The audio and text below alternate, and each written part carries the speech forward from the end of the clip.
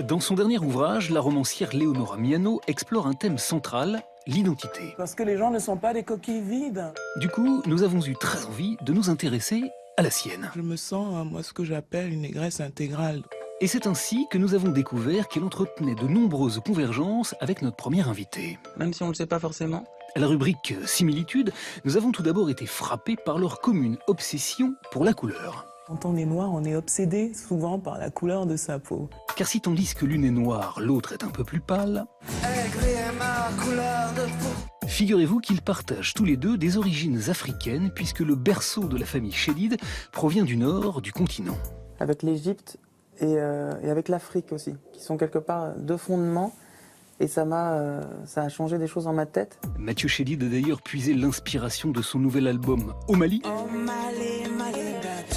Tandis que Leonora Miano, qui ne goûte que très modérément le nom du pays qu'il a vu naître, le Cameroun, Cameroun, ça vient du portugais camaranche, qui veut dire crevette. situe l'action de son nouveau roman en Afrique centrale d'ailleurs, dans tous les sens du terme. Je suis tombée dans ce que j'appelle le chaudron afro-diasporique quand j'étais petite fille.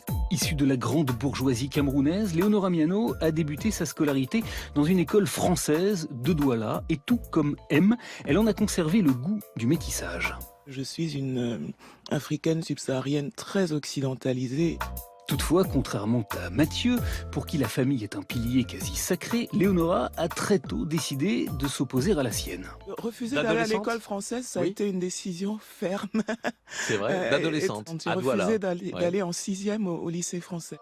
À 18 ans, elle a quitté le Cameroun et ses parents pour s'installer en France. À 21, elle y a fait un enfant, avant de se retrouver sans papier et sans domicile. La traversée du désert a duré 10 ans, c'est du reste la seule période de sa vie pendant laquelle elle n'a pas écrit. Il ne faut pas mélanger la biographie et l'œuvre. Couverte de laurier dès son premier roman, tout comme Mathieu Chédid dès son premier album, M, je dis M. Leonora Miano a enchaîné les honneurs, tous les honneurs. Prix du magazine Lire, concours des lycéens. Il y a eu un débat assez passionné qui a réussi à convaincre l'ensemble du jury par un message universel d'espoir à travers le regard d'une jeune africaine. Elle a reçu il y a 4 ans un prix majeur. Le prix Femina du roman 2013. Dont elle a profité pour montrer que tout comme Mathieu Chédid, qui est capable d'être très en prise avec l'actualité, On est obligé d'être là. C'est pas le mental qui nous guide, c'est là. C'est quand on y va parce qu'il n'y a pas d'autre solution. elle est aussi une intellectuelle armée de solides convictions puisqu'en pleine cérémonie, elle n'a pas hésité à condamner les insultes racistes qu'avait essuyées la garde des Sceaux.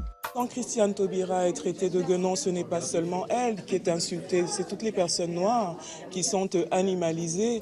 Pas plus qu'à critiquer ouvertement le silence du président. Moi, j'aurais aimé une réaction du chef de l'État. Allez, pour terminer, pour que vous l'entendiez bien, il faut enfin vous dire que celle qui n'hésite donc pas à faire entendre sa voix possède une très jolie tessiture basse. Bonsoir. Mon Dieu, ça va être terrible pour moi que de vous interviewer, je le sens. Elle aurait même rêvé, tout comme Mathieu Chédid, de la mettre au service de la chanson. Quelle voix sensuelle. Voilà pourquoi, à défaut de diapason, nous avions très envie de faire dialoguer ces deux-là à l'unisson. C'est très bien, c'est très bien.